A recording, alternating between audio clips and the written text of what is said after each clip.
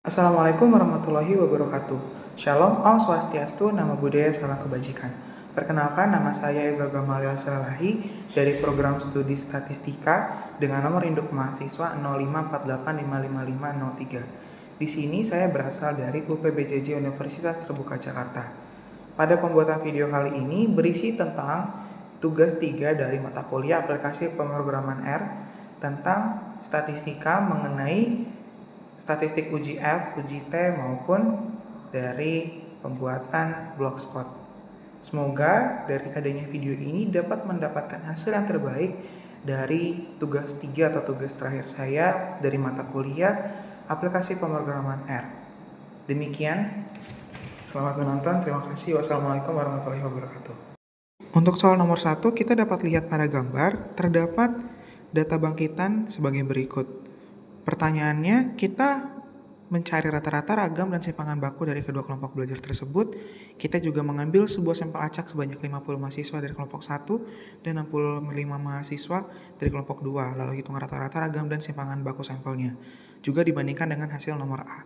Yang C, kita uji pada data sampel kelompok 1, apakah menerima atau menolak hipotesis gunakan alfa sama dengan 0,05. Dan yang D, kita melihat apakah asumsi keseragaman ragam sampel ini, nilai ujian dua kelompok belajarnya antara hasil sampel nomor B itu masih dapat dipertahankan. Kita gunakan juga alfa sama dengan 0,05. Untuk menjawab pertanyaan nomor pertama, kita akan menghitung rata-rata varian atau ragam dari simpangan baku untuk K1 dan K2. Pertama, kita tulis dulu set.seed 15. Selanjutnya K1 yaitu Ron Ranif 130 102, K2-nya Ron Ranif 150 102. Kita buat statistik deskriptifnya.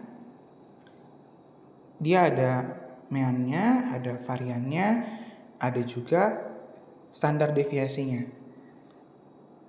Nah, di sini bisa kita lihat di mean K1-nya kita tulis sampai ke bagian terakhir, yaitu di standard deviation dari yang K2.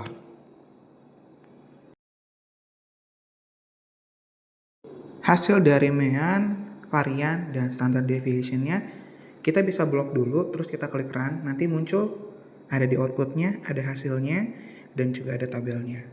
Nah, selanjutnya kita mengerjakan yang B, yaitu mengambil sampel acak 50 untuk K1-nya dan 65 untuk K2-nya. Sampel pertama kita tulis sampel K1,50, sampel keduanya sampel K2,65.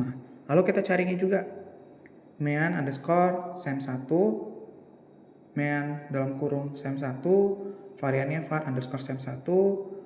Lalu juga kita cari simpangan bakunya atau standard deviation-nya dari SD underscore sem1 dengan SD dalam kurung sem1. Itu berlaku juga untuk yang bagian kedua. Jika sudah, kita rapikan dulu datanya. Kalau sudah rapi, kita bisa blok lagi, terus habis itu kita bisa klik run. Nanti muncul hasilnya dari varian sampelnya, standard deviation sampelnya, dan yang sampelnya. Lanjut ke bagian yang C, kita itu akan uji hipotesis. Kita pakai t-test atau uji T. Kita tinggal tulis t.test sem1, mu sama dengan 70. Kita bisa pakai jika hasil p-value-nya kurang dari 0,05, maka kita akan tolak HO.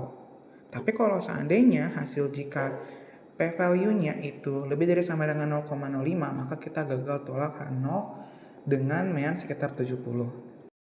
Lalu kita klik run, setelah di blok muncul hasil T-nya dengan p-value sama dengan 0,8698, di mana alternatif hipotesis true mean is not equal to 70.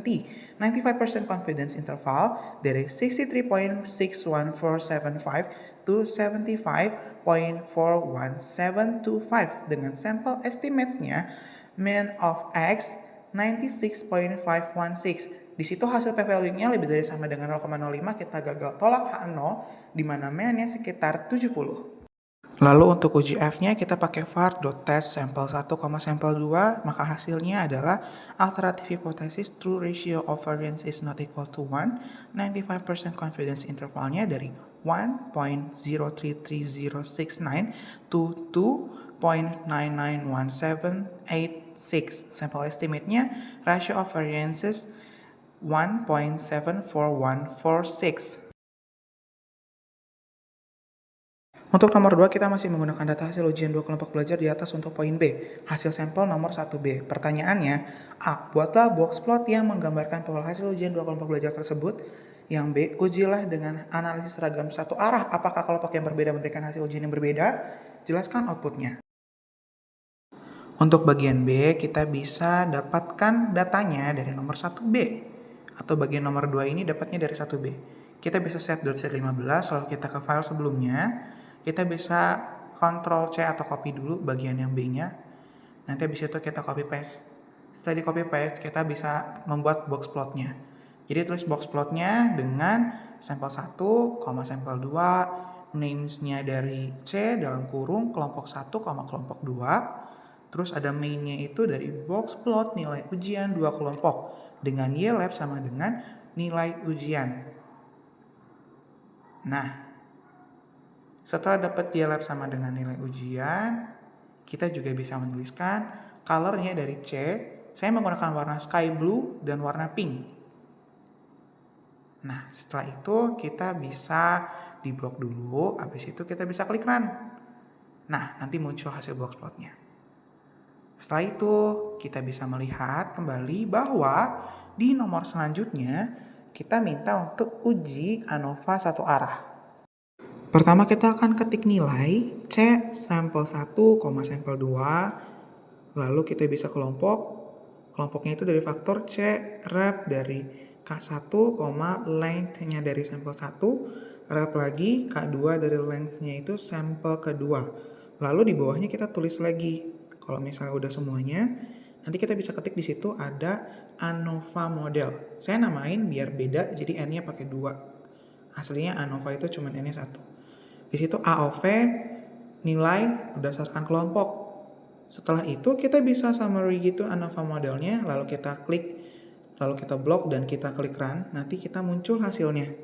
Jangan sampai salah ketik ya. Di situ saya ada kesalahan menggunakan tanda strip, harusnya bukan. Setelah itu kita benarkan kembali, bisa klik run. Nanti muncul hasil akhirnya di situ. Kita bisa lihat dinilai hasil uji ANOVA satu arah yang diperoleh nilai P sebesar 0,229. Karena P value lebih besar dari taraf signifikansinya 0,05, maka keputusan yang diambil adalah gagal menolak H0. Dengan demikian, tidak terdapat bukti yang cukup untuk menyatakan bahwa kedua kelompok belajar memiliki perbedaan rata-rata nilai ujian secara signifikan. Maka dari itu, 2 soal dari tugas terakhir sudah terselesaikan. Demikian apa yang sudah saya sampaikan, semoga dapat berguna. Terima kasih.